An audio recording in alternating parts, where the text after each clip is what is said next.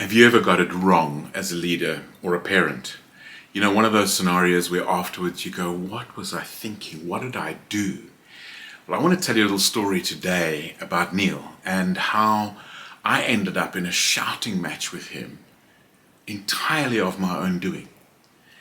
And I realized that day that there was a secret to leadership that has taken me some 20 years to get skilled at, and I still get it wrong every now and then.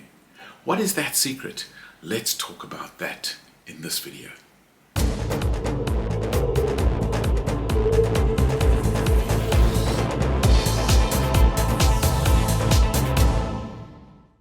So in this particular scenario, I can't even remember what the issue was, but I remember my behavior. And that is the thing that has lingered with me. And I remember the impact of my behavior. And it's such an interesting thing when we have an issue with somebody and we end up in kind of a challenge, and voices going up and so many things. And I've realized that I had a pattern of this, and it's something that I dealt with later. You can watch my videos about my monster, where I did deal with issues like this. But what was fascinating for me was the realization of what could have been. And this has taken a little while to unfold. So our quotation this week is from Brene Brown, and Brene Brown says, "Connection is the energy that is created between people when they feel seen, heard, and valued, when they can give and receive without judgment." Now, lots of interesting words in there. Judgment. I was very judgmental that day. Another interesting word is seen. I don't think Neil felt seen. Heard. I don't think Neil felt heard. Valued. I definitely think Neil did not feel valued by me that day.